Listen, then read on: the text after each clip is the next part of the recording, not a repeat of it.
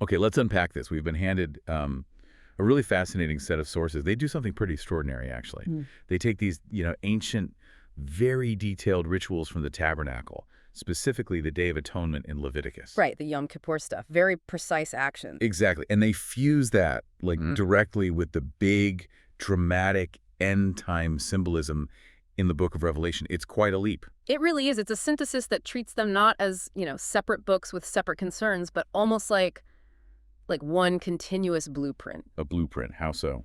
Well, the idea is if Leviticus gives you the pattern, the ritual steps, then Revelation shows you that same pattern playing out on a cosmic scale, the ultimate fulfillment. Okay, I see.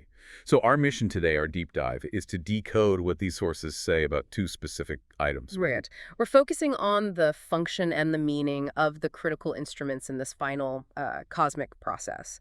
We have the golden bowl. The sources often use the term groben. Okay. Yeah. The golden bowl. And the golden censer, the deshajo. Jiangnyo. Bowl and censer. Got it.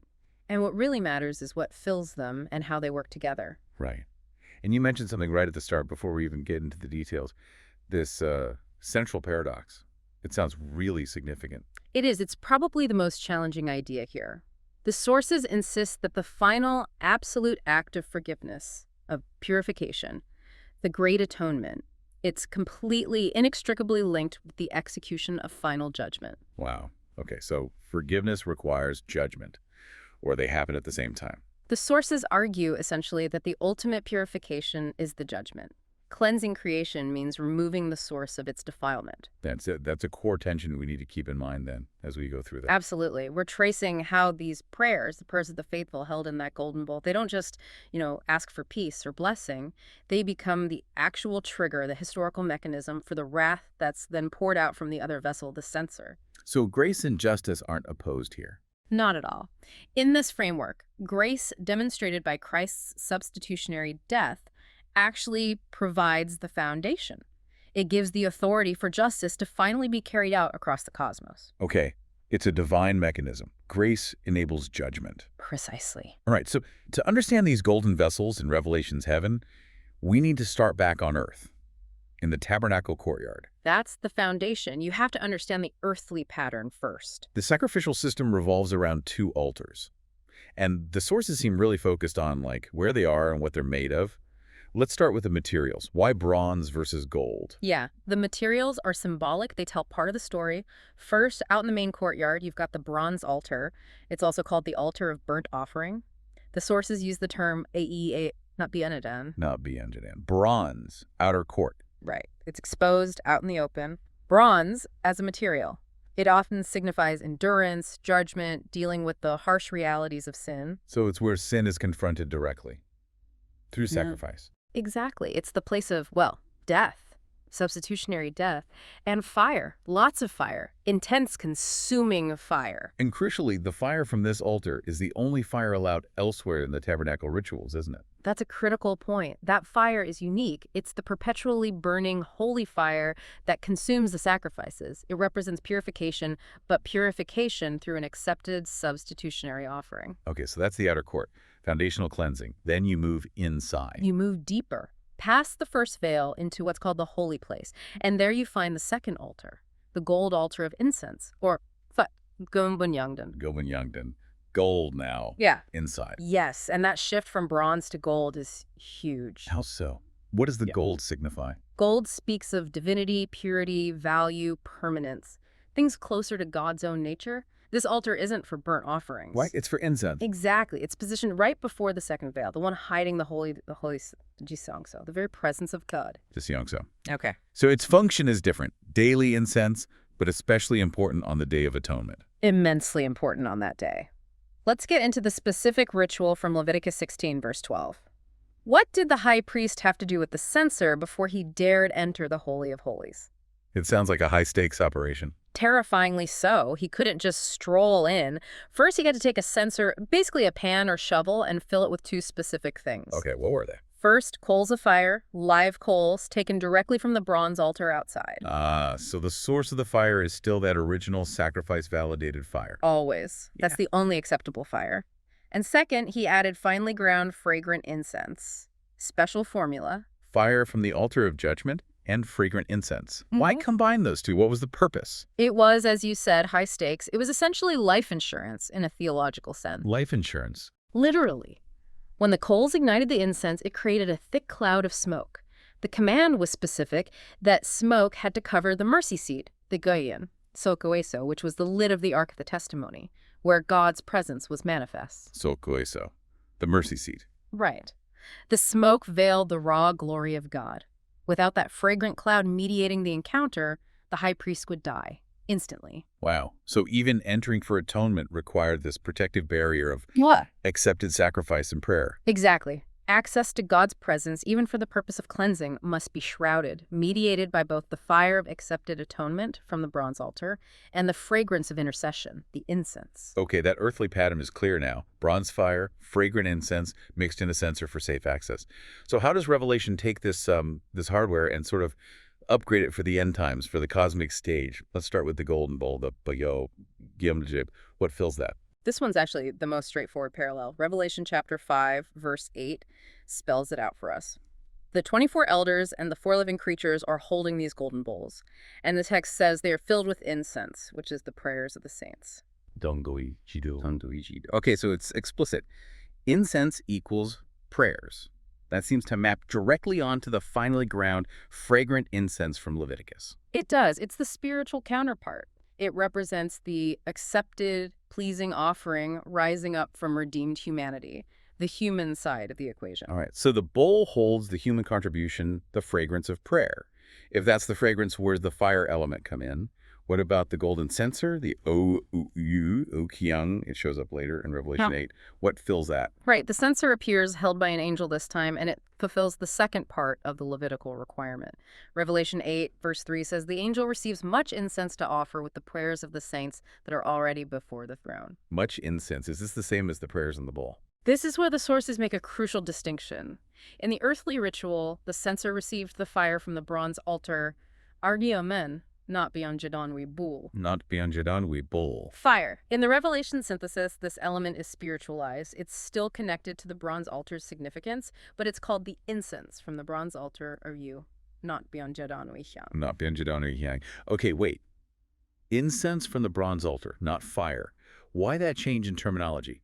How is this bronze altar incense different from the prayers of the saints' incense in the bowl? That's a key interpretive point in the sources. The prayers in the bowl are the specific requests, the petitions rising from the saints asking for God's action, specifically for justice. That's the fragrance. The bronze altar incense, however, received into the censer, represents the power, the foundation, the divine energy that makes those prayers effective. Power derived From the ultimate sacrifice that the bronze altar represents the substitutionary death of Christ on the cross. It's the divine authorization, the holy fire or energy needed to activate the human prayers and make them acceptable before God. Okay, let's pause and synthesize this, because this blending sounds like the absolute crucial step for initiating the final atonement. It is. So we have two components. One, the human side, the prayers of the saints, the refined fragrance collected in the golden bowl. Correct. Two, the divine side, the bronze altar incense representing the power of Christ's sacrifice, the fire, received into the golden censer. Yes, that's the energy source. The critical action is mixing them. Exactly, they must be combined. This blended offering is then presented by the angel at the heavenly counterpart of the gold altar of incense, the one right before the throne. And this happens before Christ, as our high priest, can enter the actual Holy of Holies, to complete the final cleansing. That's the sequence the sources lay out. The human cry for justice, for the fulfillment of God's promises, cannot be answered, cannot even be properly presented without being combined with and empowered by the divine reality of the atonement accomplished at the cross. They are completely interdependent. So the final act of cosmic cleansing isn't just God deciding, okay, time's up.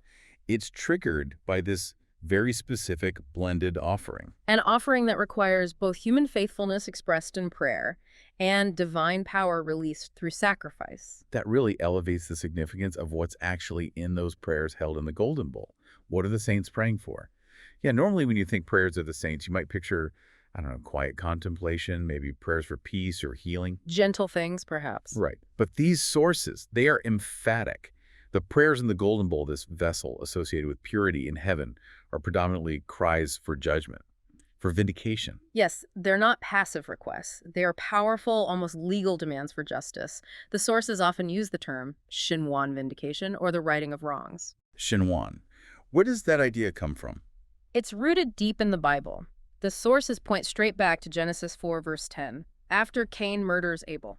Abel's blood cries out from the ground. Exactly. It's not silent. The sources emphasize that the innocent blood pollutes the land and cries out, demanding a response, demanding retribution. And Revelation picks up that theme directly. Explicitly. Revelation chapter 6, verses 9 and 10. You have the souls of the martyrs pictured under the altar, symbolically connected to the place of sacrifice where their lives were poured out. And what are they doing? They are crying out with a loud voice, "How long, O sovereign Lord, holy and true, until you judge and avenge our blood on those who dwell on the earth?" It's a direct petition for judgment. They're basically asking God to wrap things up, to bring history to its conclusion and demonstrate his righteousness. That's the essence of it. They suffered and died for obeying God, for keeping the commandment. Now, from their position, they are appealing to the highest court for the case to be closed, for justice to be served. Their suffering becomes part of the evidence. Okay, but this raises a really difficult theological question, doesn't it? I mean, these are martyrs, presumably saints in glory. How can someone who has received God's grace, his forgiveness, turn around and ask for retribution against others? Doesn't that sound like vengeance? That is the sharp edge of the paradox, and the sources tackle it directly. They call it the paradox of the saint. The paradox of the saint. Okay. They stress that these martyrs, like all redeemed humans, were sinners themselves. They weren't inherently better people. They were saved only because Christ became a curse for them, as Paul puts it in Galatians 3:13. Their own righteousness comes entirely from his sacrifice. So their cry for judgment can't possibly come from a place of self-righteousness, thinking, we were good, they were bad. It absolutely cannot. And that's why the sources insist, remember the blending, that these prayers for judgment must be offered up together with the incense of atonement, the adsogihangi. Desogihangi. Yeah. The fragrance of atonement. Yes, the combination is crucial. The prayer for judgment is only acceptable, only righteous, because it's presented on the foundation of Christ's substitutionary work. Judgment flows from grace, not in opposition to it. So the atonement incense, the power from the bronze altar, sort of sanctifies the request. It purifies the motive. You could say that. It transforms what might sound like a human cry for revenge into a participation in God's righteous administration of the cosmos. It becomes a plea for God's revealed standard, his commandment to be fully upheld and enforced against persistent, unrepentant evil. Evil that oppresses, that violates the covenant. Exactly. The redeemed saint, precisely because they have accepted forgiveness, is now qualified to petition for the final judgment of sin that refuses redemption. They are asking for the vindication of the very system that saved them. So only those saved by the fulfillment of the commandment, Christ, can authentically demand the enforcement of the commandment. That's the logic presented. Their standing comes from grace, and from that standing, they call for justice. Hashtag 2.2, the purpose of the atonement incense, the censer incense. Okay, let's circle back to that second ingredient then, the divine one. The contents of the golden censer, the incense from the bronze altar. This is the power element. Our sources didn't all agree on exactly what this power signifies, did they? There were different views. That's right. There's some interpretive tension here, which is actually quite revealing about the multiple facets of the cross itself. View 1 sees the bronze altar incense purely as the incense of atonement. Oh. Dasogihyang. Focus on atonement. Yes. The reasoning is straightforward. The bronze altar is where Christ's substitutionary sacrifice occurred. So the fire, the smoke, the incense arising from it symbolizes his perfect peacemaking death that reconciles us to God. It's the pleasing fragrance of the Son's sacrifice. That fits perfectly with the Leviticus image, right? The smoke covering the mercy seat so the priest doesn't die. Atonement ensures survival. Access. It fits very well. But then you encounter view 2, which takes a much darker turn. This view interprets the bronze altar fire not primarily as the sacrifice that saves, but as the incense of judgment. Toigeo, simpenuihyang. Simpenuihyang. Yeah. Judgment. How does that work? Here, the consuming fire symbolizes God's judgment burning up the wicked. The sources sometimes get specific, mentioning the burning of what they term satanic deception, or zo, Satan Garat, and all who align with it, ultimately in the lake of fire. Satan Garat. Satanic deception. Wow. In this perspective, the very destruction of evil is received by God as a kind of purging fragrance, a necessary cleansing. That sounds almost diametrically opposed to view one. One is about life through sacrifice, the other is about death through judgment, both coming from the same altar's symbolism. Can they both be right? Well, that inherent tension leads directly to view 3, which attempts to synthesize them. What says? It says the bronze altar incense represents both atonement and judgment simultaneously. The argument is that the cross itself is the single pivotal event in history that accomplishes both. It provides the atonement that saves believers, and it establishes the absolute standard of righteousness against which the unrepentant are justly condemned. The one act has a dual effect. So, Christ's sacrifice is the basis for salvation and the basis for condemnation. Exactly. It separates humanity based on their response to it. It offers life, but rejecting it confirms judgment.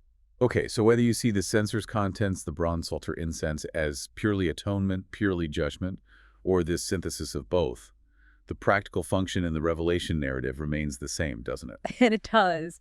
Regardless of the precise interpretation of its nature, its function is to be the essential divine power source. It's the ingredient that, when blended with the saints' prayers, activates the whole process. The process of atonement, the cleansing of the sanctuary. Precisely. The combined offering achieves the goal. It fulfills the Leviticus 16 requirement of covering the mercy seat with the smoke of the fragrance. This act ensures that the cosmic cleansing can proceed safely, that sin is dealt with, and that the ultimate death of creation is averted. Without this blend, the final stage can't begin. Okay, we've got the vessel's bowl and censer. We've got the ingredients, prayers and bronze altar incense cower. We know they need to be blended. But what actually starts the process? What's the trigger? The sources say there's a specific condition that has to be met first. Yes, and it's not just God deciding its time. There's a historical, verifiable condition that must be fulfilled in the created order. And the sources connect this all the way back to a foundational challenge in the book of Job. Job. How does Job fit into the end times? It's about the core accusations Satan makes. This is presented as maybe the most profound theological linchpin in the whole narrative. Cosmic history is essentially paused, waiting for this one question to be definitively answered. Remind us what Satan's challenge was in Job chapter 1. God points to Job, his faithful servant, and Satan immediately fires back. Does Job fear God for nothing? He implies Job is only faithful because God bribes him with protection and prosperity. Take away the benefits, Satan says, and Job will curse God. Exactly. The challenge is fundamental. Can created beings, specifically humans, genuinely choose to obey God's commandment to love God and love neighbor out of free will? Or is obedience always just self-interest in disguise? And the implication? If Satan is right, then God's whole system, based on covenant relationship and free moral choice, is flawed. It doesn't actually work. Precisely. If free will inevitably defaults to self-interest when tested, then God's creation is inherently unstable. Therefore, the sources argue the final judgment, the final resolution, cannot happen until God's counterclaim is proven true. God's claim be that created beings can genuinely keep the commandment, freely choosing love and obedience even when it costs them everything. And how's that proven? Who provides the proof? It has to be proven historically, undeniably, and the proof is furnished by the martyr witnesses. The Yingyeolago. Sanjuonjun, the martyr witnesses. These are the individuals throughout history who demonstrate the ultimate commitment. They keep God's commandments, hold fast to the testimony of Jesus, and they do it even when facing death.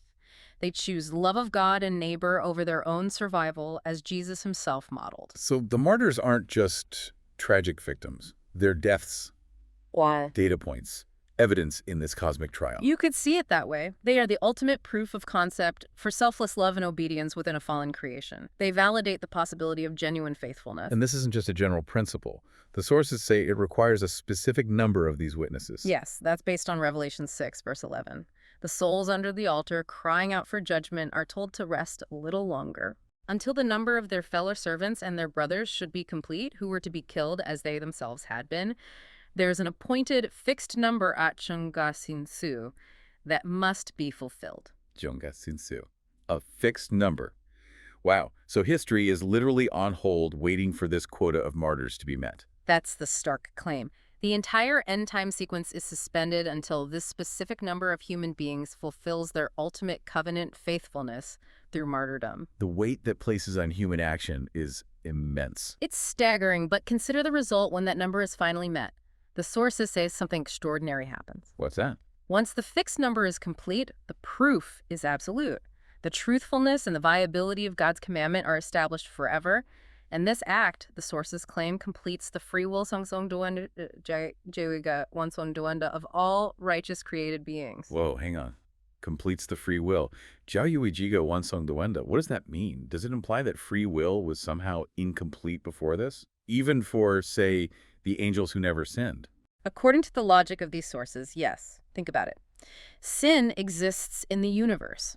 Even though the loyal angels have never chosen it, the possibility of choosing it, the potential for rebellion demonstrated by Satan and fallen humanity, still exists within the created order. There's a theoretical instability. So, until it's proven definitively that creatures can choose righteousness even unto death, the potential for failure remains, even for the currently righteous.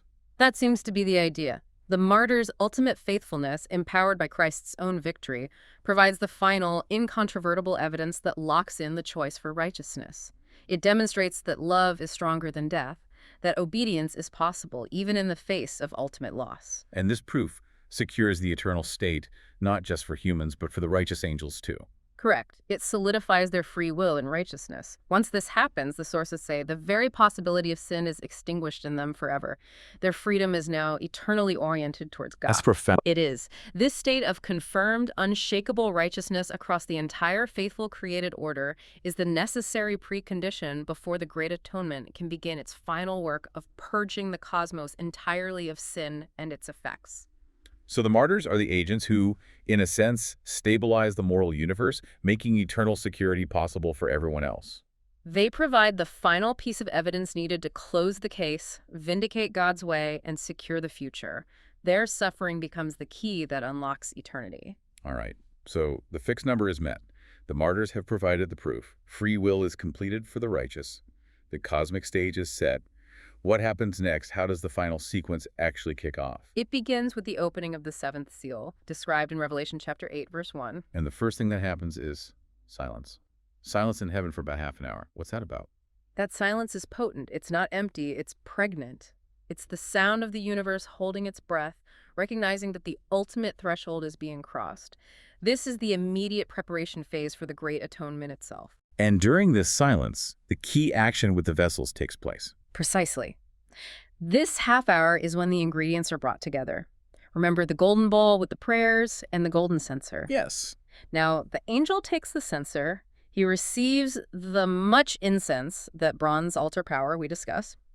He then combines it with the prayers of the saints from the bowl. This blended offering is presented at the golden altar before the throne.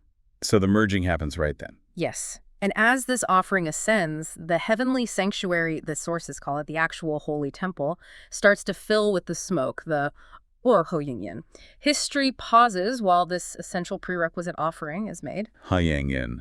The smoke of the combined offering, That's it. and then the silence breaks violently. Very violently. Revelation 8, verse 5. The same angel who just offered the incense takes the same censer, Okay.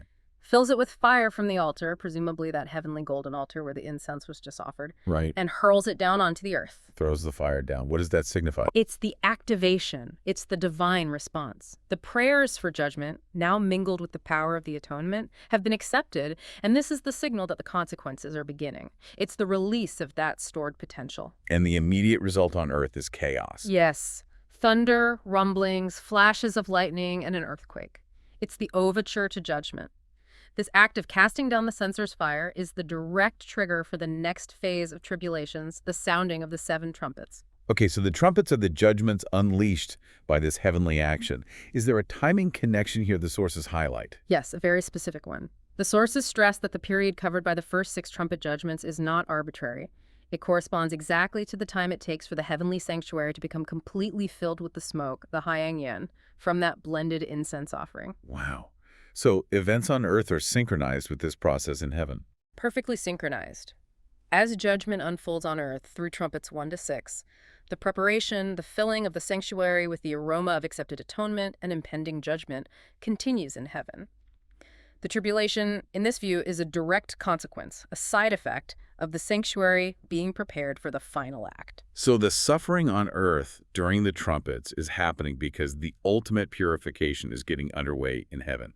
One causes the other. That's the link they make. Earth experiences the fallout as heaven prepares for the climax. And that climax arrives with the sounding of the seventh trumpet, Revelation 11.15. Exactly. When that final trumpet sounds, several things happen almost simultaneously according to the synthesis of these texts. Like what? 1. The heavenly sanctuary is now declared to be full of smoke. Revelation 15.8 confirms this later, saying no one could enter because it was filled with smoke from God's glory and power. The preparation phase is complete. Okay, sanctuary filled. What else? 2.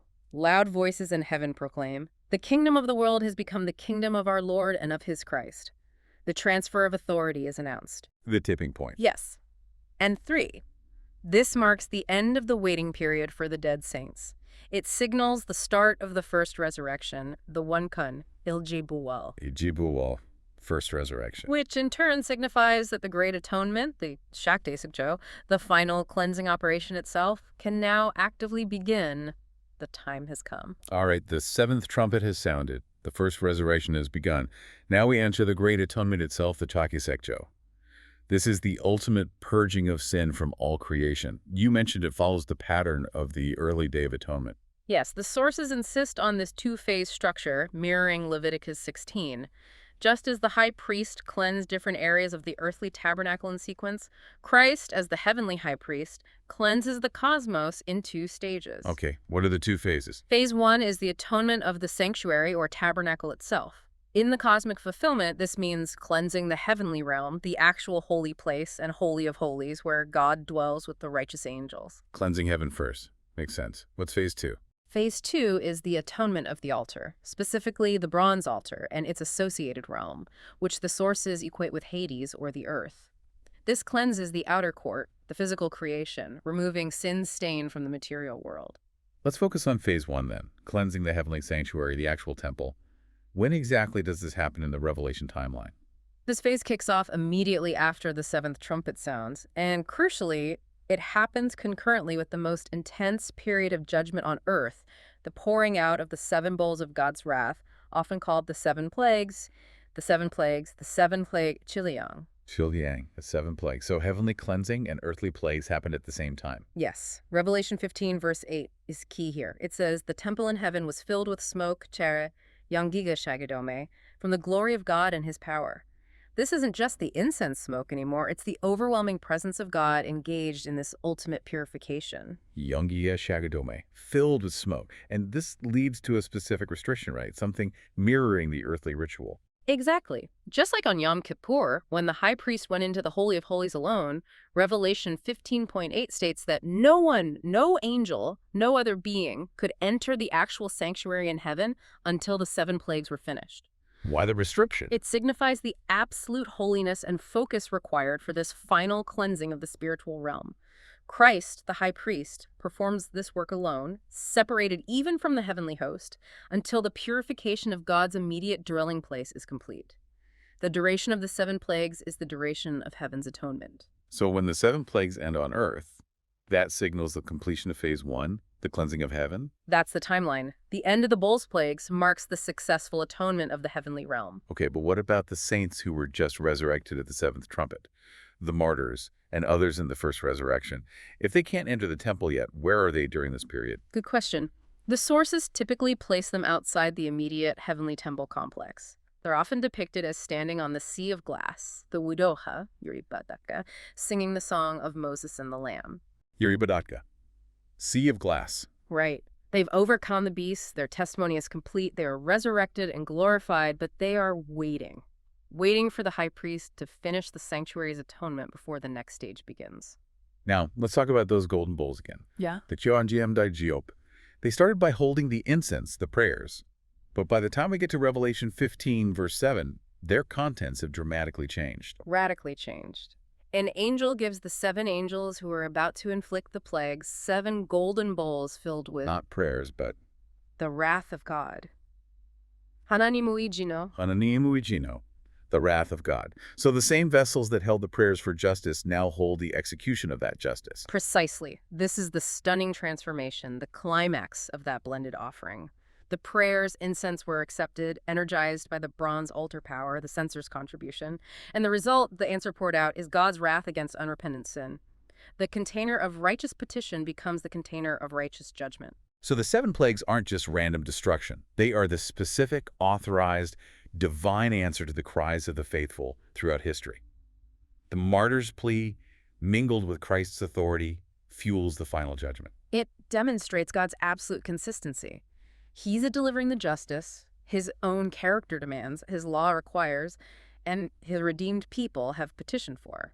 It's the ultimate fulfillment of Shin 1. And the absolute peak of Phase 1, the climax of the sanctuary's cleansing and the plagues, comes with the pouring out of the 7th bowl. Yes, that's the final act of this phase. The 7th angel pours his bowl into the air, the realm of spiritual powers, and immediately a loud voice booms from the throne within the temple. The voice of Christ the high priest. Presumably, declaring one powerful word. It is finished. Doi. Toeta. It is finished. Like Christ's words on the cross, but now signifying the completion of heaven's atonement. Exactly. This marks the end of the 7 plagues and the successful purification of the actual sanctuary. And right on cue, the greatest earthquake in history hits, Babylon falls, huge hailstones, cataclysm signals the completion. Okay. Heaven is cleansed. It is finished, has been declared for Phase 1. Now the focus shifts. Phase 2, cleansing the bronze altar, which symbolizes the earth or Hades. Right. With the heavenly realm purified, Christ the high priest emerges from the now cleansed sanctuary. He prepares to descend. This is the moment often called the second coming, the descent to earth, Jagasingjaram. But he's coming now not just as priest, but as conquering king and judge. And he's not alone. Who comes with him? The armies of heaven. Revelation 19 describes them clothed in fine linen, white and pure. And crucially, this includes the resurrected saints, the martyrs who were waiting on the sea of glass. They descend with him. So they finally join him after the heavenly atonement is done. And their first act is cleansing the earth. How is the bronze altar cleansed? Is it more judgment? Yes. This phase is characterized by direct, visible, physical judgment upon the remaining rebellion on earth. Christ confronts the armies gathered against him, the forces of the beast and the false prophet. Ambiauka. Swift judgment. The beast and the false prophet are captured and thrown alive into the lake of fire. Their armies are slain by the word proceeding from Christ's mouth. How does this act achieve the atonement of the bronze altar Hades? How does killing sinners cleanse the earth? The sources connect this directly back to Old Testament principles, like in Numbers 35. The idea is that innocent blood, particularly the blood of the martyrs shed unjustly, pollutes the land itself. Okay. And the land cannot be cleansed, cannot be atoned for, except by the blood of those who shed it, or by the judgment upon those who represent that rebellion and refuse repentance. So the execution of final judgment upon the unrepentant is the act that purges the physical realm, that atones for the defilement caused by sin. The judgment is the cleansing. That's the principle. Removing the persistent source of the defilement purifies the realm. It's the final atonement of Hades' earth, achieved through righteous execution. And the sources mention the destruction of the old earth, too. Yes, often connecting this phase with passages like Tucky Peter 3.7, where the heavens pass away with a roar, the elements melt with fervent heat, and the earth and the works that are done on it will be exposed or burned up. It's a complete purification by fire, paving the way for the new creation. Okay, so the wicked are judged, the old earth is purged. What about Satan, the ultimate source of the problem? Where does he fit into this Azazel parallel you mentioned earlier? Yes. The Azazel connection is critical for understanding the completion of the atonement process, according to these sources. It ties back directly to Leviticus 16. Remind us about the 2 goats on Yom Kippur. Right. 2 goats were chosen. One was sacrificed as a sin offering for the Lord. That goat clearly represents Christ, whose blood cleanses the sanctuary. Okay. The sacrificed goat is Christ. The other goat, the scapegoat, was designated for Azel. The high priest laid hands on it, confessed the sins of Israel over it, symbolically transferring their guilt onto the goat. And then? It wasn't killed there. It was led away, alive, far out into the wilderness, a solitary place, carrying the sins away, effectively banishing them from the community. Azel itself is a mysterious name, often associated with a desolate place or even a demonic entity associated with the wilderness. So how does Revelation mirror this scapegoat ritual at the end? After the judgment of the wicked on earth, cleansing the altar, and after the purification of heaven, the sanctuary. The sources teach that the originator of sin, Satan himself referred to specifically in this context sometimes as Censer Satan. Azazel Satan, linking him directly to Izel. Yes, he isn't immediately thrown into the lake of fire with the beast and false prophet. Instead, like the scapegoat, he is dealt with separately. An angel binds him with a great chain. Finds him. Yes, binds him and throws him into the abyss. The Doyo Aga, Kwanyamuyurging, literally the wilderness abyss. Gwangyamuchegan, the wilderness abyss. For how long? For 1,000 years, he is bound and banished, removed from the newly cleansed creation, symbolically carrying the accumulated weight of sin and deception away into imprisonment, just as the scapegoat carried the sins into the wilderness. So his binding isn't his final punishment, but it's the symbolic removal of the source of temptation, completing the atonement's work for that era. Exactly. It signifies the banishment of the accuser, the tempter, allowing the 1,000-year kingdom, the millennium, to begin. This period represents the initial state of the renewed creation, paradise restored, temporarily free from satanic influence, demonstrating the effectiveness of the Great Atonement. #outro. Wow. Okay. That has been quite a journey. We've gone from the details of priestly garments and altar construction all the way to cosmic battles and the binding of Satan. It's an incredibly intricate tapestry these sources weave, connecting Leviticus and Revelation so tightly. If you had to boil it all down, synthesize this entire framework, the altars, the incense, the prayers, the martyrs, the fire, the bowls, the censer, what's the single most critical takeaway for someone listening to this deep dive? I think it's that the Great Atonement, this ultimate cosmic reset, isn't just a top-down decree from God. It's presented as a process that is fundamentally, well, almost democratic in its trigger mechanism. Democratic, how so? Because the entire sequence, the very initiation of the final cleansing, hinges on human faithfulness. It waits for the martyr witnesses to provide the proof, through their ultimate obedience, that God's way, his commandment, is true, is righteous, and is achievable even by created beings. And that proof, fulfilling the fixed number, is what settles the cosmic argument with Satan and secures the eternal righteous choice for all faithful beings, angels included. Exactly. It validates God's entire plan, and it means the golden bowl, holding those prayers, isn't just a passive receptacle, it's the engine. The engine. Yes, it holds the essential ingredient, the righteous human cry for justice, which, when combined with the divine power of the censer's fire, becomes the catalyst that moves history from the age of struggle and temptation into the age of resolution and eternal rest. History literally waits on the completion of humanity's covenant role.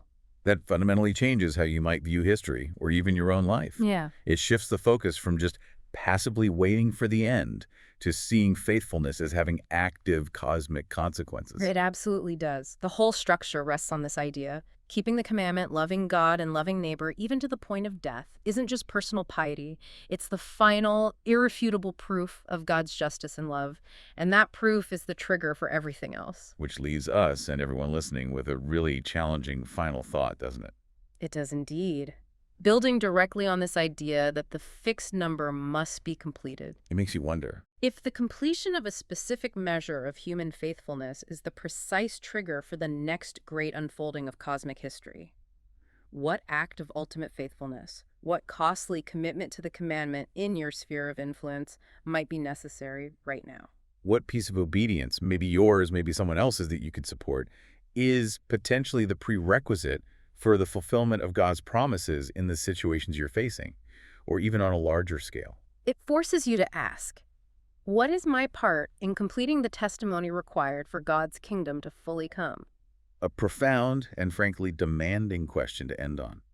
A stunning framework connecting sacrifice, prayer, and judgment in the smoke of that golden censer.